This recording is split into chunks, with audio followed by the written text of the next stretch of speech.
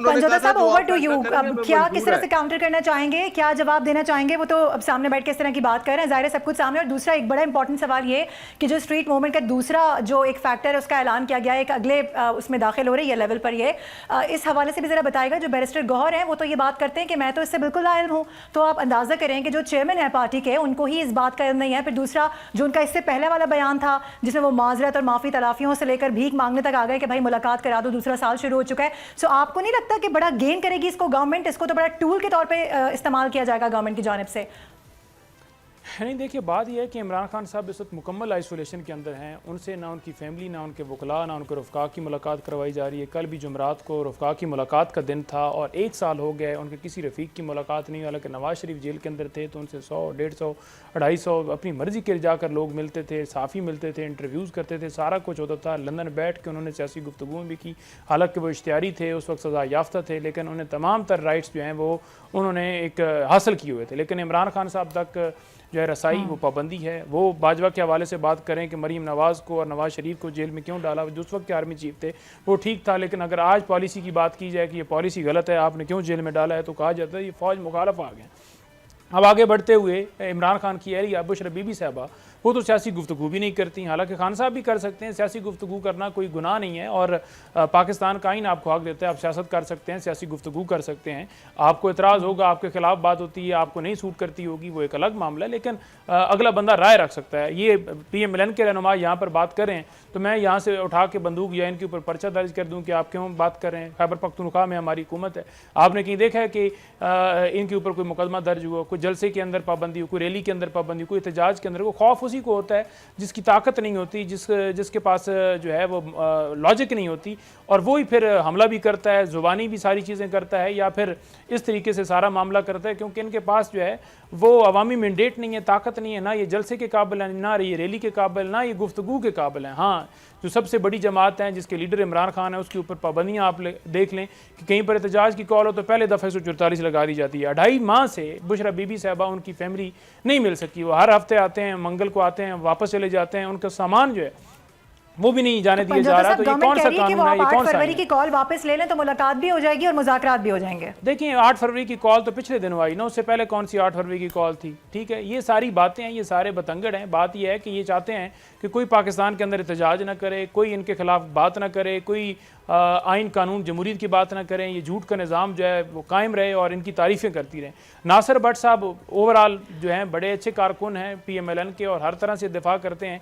लेकिन मैं ये समझता हूँ कि जितनी भी इन्होंने हक़ाइक़ बयान किए हैं, ये सारी की सारी एक झूठी कहानी है, क्योंकि तमाम हक़ाइक़ उससे बरक्स हैं। इन्होंने कहा जी कि पाकिस्तान के अंदर महंगाई जो है वो बड़ी अब तो ख़त्म हो गई है और पाकिस्तान बुलंदियों को छू रहा है। तो मैं आपके सामने रख देता हूँ कि डॉलर 182 पे था, आज 285 पे है। कर्जा 43,000 अरब था, आज 76,000 अरब है। बेरोज़गारी 250% उसमें इजाफा हुआ है। गुरबत में 1 करोड़ मजीद लोग गुरबत की लकीर के नीचे हैं। गैस की कीमतों में 1200% इजाफा हुआ है। डीजल की कीमत में इसी तरह इजाफा हुआ है। चावल 75 था, आज 175 रुपये का हो गया। इसी तरह अगर आप देखें किसान जो है वो उसकी गंदम आई, उसकी गंदम किसी ने नहीं खरीदी। खैबर पख्तूनख्वा में गंदम लेने के लिए इन्होंने पाबंदी लगा दी। किसान का जो है गन्ना 400 रुपये मन लिया जा रहा है और चीनी हमें आज भी 250 रुपये मन मिल रही है। इसी तरह अगर आप आलू देखें, आलू के अंदर 55 अरब रुपए का लॉस हुआ है। वो आपकी रिपोर्ट मैं नहीं कह रहा, आप जो इंडिपेंडेंट इदारे हैं वो कह रहे हैं। करप्शन आपकी, आप पंजाब क्या, आप सिंध के अंदर चल जाएं, सोलर के सूबे के मनसूबे के अंदर 35 अरब रुपए की करप्शन सिर्फ उसके अंदर की गई है। इसी तरह अगर आप देखें मरीम नवाज़ के हवाले से 1000 अरब रुपए का वो ऑडिटर जनरल ने जो है उस रिपोर्ट के अंदर कहा कि 1000 अरब रुपए की करप्शन हुई है। तो ये बदयांती, करप्शन, मनी लॉन्ड्रिंग, ये सारे किस्से इनके ऊपर हैं। ये कैसे कह रहे हैं कि महंगाई जो है वो कंट्रोल हो गई है, मामलात सारे जो हैं वो बिल्कुल ठीक हो गए हैं। आटा 988 रुपए का था, आज साहब, लेकिन आपने वो उसका जवाब नहीं दिया कि बैरिस्टर गौहर जो जिस लाइन पे बात कर रहे हैं वो किसकी लाइन है? वो अगर PTI नहीं है तो फिर बैरिस्टर गौहर किस हवाले से बोल रहे हैं कि मुझे तो इन सारे मामलात से मैं बिल्कुल लायल हूँ? वो जवाब नहीं दिया आपने। देखिए बात यह है कि गौर साहब ने जो पूरी स्टेटमेंट दी थी मैंने सुनी है, 2 दफ़ा सुनी। उन्होंने कहा जी कि इमरान खान साहब के हुक्म के ऊपर उन्होंने स्ट्रीट मूवमेंट का आगाज़ किया और वो लाहौर के अंदर गए हैं। बाकी उन्होंने कहा जी कि पार्टी इसके हवाले से लाइलम है, लेकिन इमरान खान का हुक्म था, उसकी रोशनी के अंदर गए। तो इस तरह की उनकी स्टेटमेंट थी। देखें, पार्टी के सरबराह हैं इमरान खान ने उनको हुक्म दिया, उनके साथ सेक्रेटरी जनरल थे जो पार्टी के सेक्रेटरी जनरल हैं, कोई आम आदमी नहीं थे। चीफ ऑर्गेनाइजर ने उनको वेलकम किया, हम तमाम लोग उनके साथ थे, टिकट कार्पोरेटर्स, MPs, MNAs उनको असम्बली के अंदर ले गए, अपोजिशन लीडर ने वेलकम किया, रास्तों में उनका इस्तकबाल हुआ, तो और पार्टी क्या होनी है? इसके अलावा कोई इंडिया की पार्टी होनी है? ये PTI की लोग थे जो वहाँ पर मौजूद थे और उन्होंने किया। ये सिर्फ और सिर्फ मीडिया इस चीज़ को ज़्यादा करता है कि एक बंदा अगर कोई जुमला बोल देता है तो उसको उठा के उसी को चलाया जाता है। देखें, इमरान खान जो हैं वो PTI हैं और PTI इमरान खान है, तो इमरान खान से बात जो है तमाम मंसूब होती है। इससे आगे आप बढ़ें, आप सिंध के अंदर जा रहे हैं, सिंध में सेक्रेटरी जनरल पहले से पहुंच गए और सिंध की तंजीम जो है, वहाँ के जो सदर हैं वो पूरा प्लान मुरतब करके बैठे हुए हैं। आप देखेंगे कि आने वाले दिनों के अंदर जब 9 तारीख को वहाँ पहुँचेंगे तो आप देखेंगे कि आवाम किस तरह वेलकम करती है। ये जो कहते हैं कि इमरान खान की मकबूलियत ख़त्म हो गई है, इमरान खान के साथ लोग ख़त्म हो गए हैं, सुहेल अफरीदी को कोई वेलकम करने वाला नहीं है,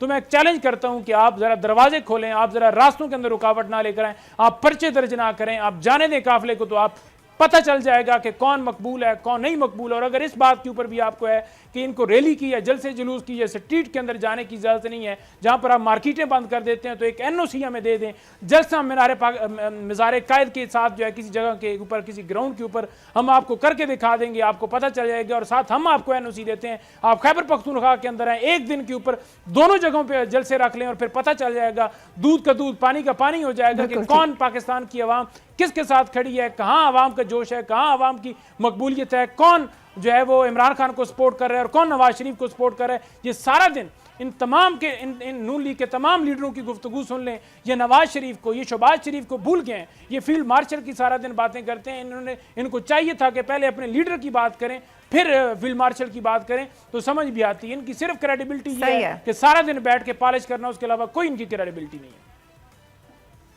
ठीक है पंजोता साहब, इसका जवाब मैं लूंगी नासिर साहब से। मैं बात करना चाहूँगी आमिर जी साहब, एक और बड़ा इंपॉर्टेंट फैक्टर, एक और बड़ा इंपॉर्टेंट मामला है, इस पर काफ़ी ज़्यादा अभाम है। मैं भी देख रही थी काफ़ी साइट्स पे, सोशल मीडिया वगैरह पे भी इस हवाले से बात हो रही है। जो इस्लामाबाद के अंदर बल्दियाती इंतखाबात मुलतवी हुए हैं, इसके पीछे क्या रीज़न है, क्या फैक्टर नज़र आ रहा है? अब क्योंकि ये कहा जा रहा है कि पसे पर्दा जो मामला, जो वजूहात हैं वो कुछ और हैं। इधर मेरे ख्याल में जो इस वक्त हमारा हुक्मरान तबका है या जो हुक्मरान जमातें हैं, वो समझती हैं कि कहीं पर भी अगर इंतखाबी अमल होता है तो इनका जो 8 फरवरी का तिलिस्म है वो एक्सपोज हो जाएगा। तो इस वजह से हम देख रहे हैं कि वो इंतखाबात से जरा सा फरार क्या हुआ है। उसके लिए कहते हैं कि जी हम जो है वो लेकर आ रहे हैं, तरमीम लेकर आ रहे हैं, बल्दियाती निज़ाम को मजीद अच्छा करें। मुझे समझ में नहीं आता कि आप ऐसा कौन सा मतलब है कि ऐसी चीज़ आर्टिफिशियल इंटेलिजेंस जो है आप ईजाद करने जा रहे हैं जिसमें इतनी दिक्कत हो रही है। अब बल्दियाती निज़ाम सिंपल होता है, बल्दियाती लोगों को जो है जो नुमाइंदे होते हैं उनको इख्तियारात देने होते हैं, उसमें आपका कभी तरमीम बंद ही नहीं हो रही है, मतलब देयर इज नो क्लोजर।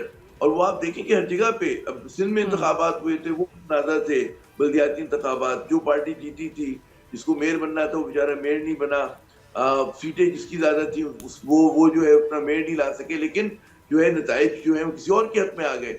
तो हमारे यहाँ जो है पूरे इंतखाबी अमल को हर लेवल पे इतना ज्यादा कॉम्प्रोमाइज कर दिया गया है, इतना ज्यादा मुतनाज़ा बना दिया गया है।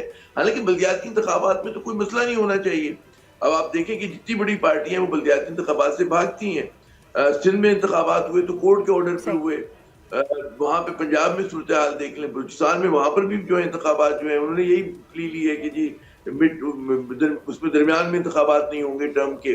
इस्लामाबाद में इतना अच्छा शहर है, ऑर्गेनाइज शहर है, वहां पे कुछ नुमाइंदों को मुंतखब करना है लेकिन आप नहीं होने दे रहे, तो ये सवालिया निशान बन जाते हैं सिस्टम के ऊपर। मुझे एक बात अगर आप इजाजत है कहने की, बट साहब बड़ी जबरदस्त बात करते हैं, पुरानी वाकफियत भी है माशाल्लाह, बड़े आर्टिकुलेट शख्सियत है। मैं सिर्फ ये अर्ज करूंगा बट साहब हमारा ताल्लुक किसी जमात से नहीं है, हम इसके माजत खां नहीं है PTI के, हम सिर्फ ये देख रहे हैं बट साहब कि हमने दुनिया को बकौल आपके राजी कर लिया, लेकिन अब जरूरत है कि आप अपने मुल्क के अवाम को राजी करें। मेरी आपसे दस्तबस्ता ये गुजारिश है, यहाँ पर लोगों पे टैक्स का बोझ इतना है, यहाँ पे लोगों की क़ुव्वत खरीद बिल्कुल कम हो गई है।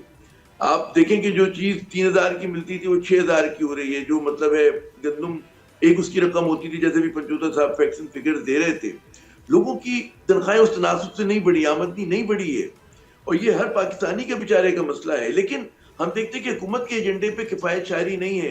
प्रेसिडेंट हाउस का बजट बढ़ जाता है, वज़ीर आज़म हाउस का बजट बढ़ जाता है, जब आप इससे तवक्को करते हैं कि पुरानी तनख्वाह में गुजारा करूं नए टैक्सेस के साथ और उस महंगाई के साथ, तो आपकी हुकूमत क्यों नहीं कर सकती? उसके अल्ले तल्ले बड़ी बड़ी गाड़ियां, उसके शाहाना अखराजात सिंबॉलिक ही सही, कटौती क्यों नहीं करते? इस्लाम भी कहते हैं कि किफायतशारी से चलें, इस्लाम भी कहता है कि भाई इतनी सूट बूट की हुकूमत हमें नहीं चाहिए, आप कसर नफसी से काम लें।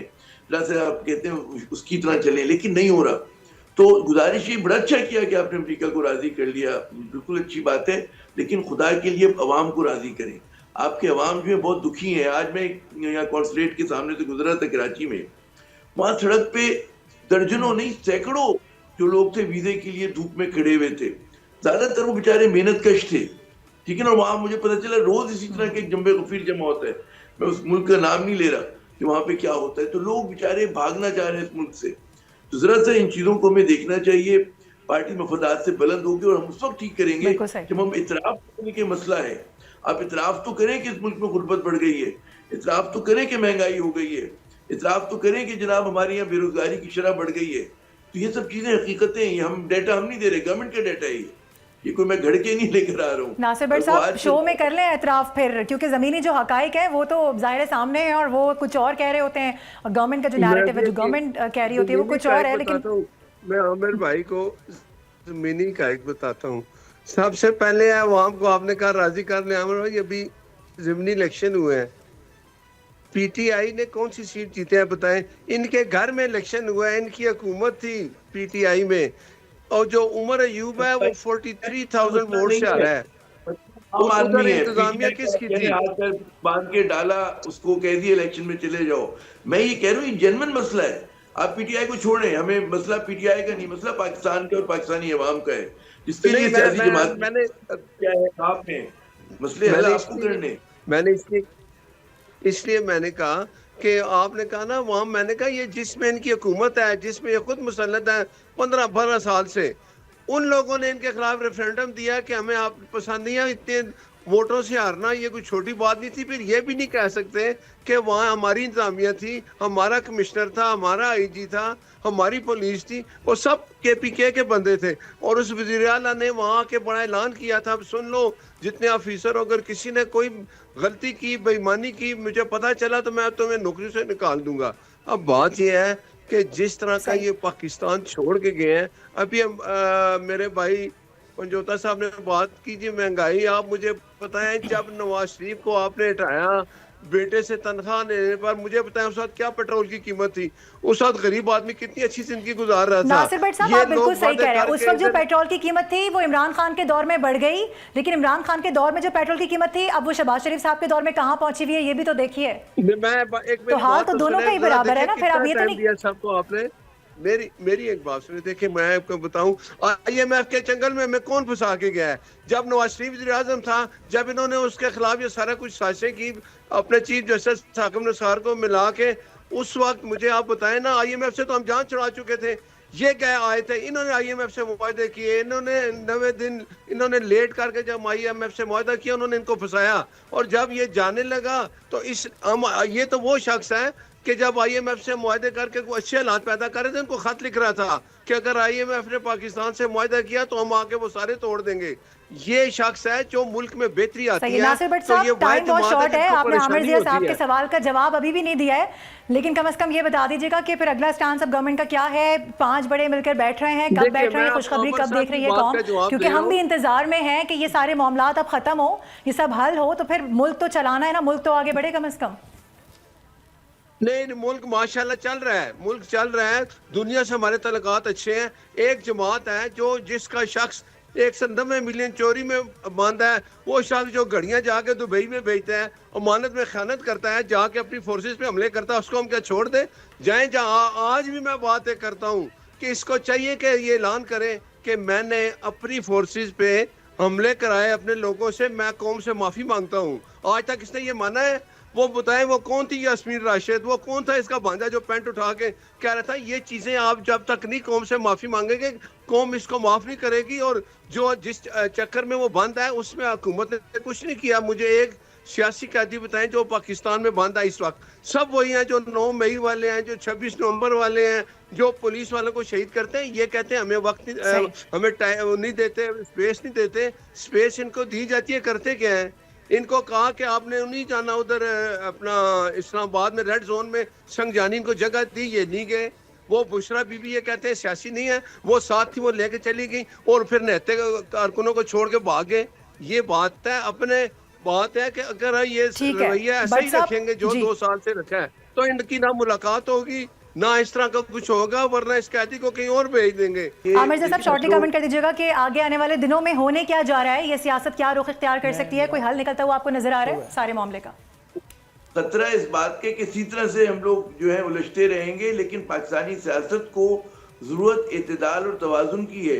ये जो हम बिल्कुल महाभारत छिड़ी रहती है वक्त और आपस में चिपकलिश है, इसको हल करना चाहिए। और इसको बड़ी दराना सुनल्लाह की कि इस मुज़ाकरात हों, बामाने मुज़ाकरात हों और लोगों की शिकायत दूर हों, कुछ ले और दे के पर चीजें जो है हल की तरफ जाएं। हम लोग अफोर्ड नहीं कर सकते दूसरे 4 साल से मुसलसल एक जी। सब्सक्राइब करें और बेल दबाएं ताकि कोई खबर रह न जाए।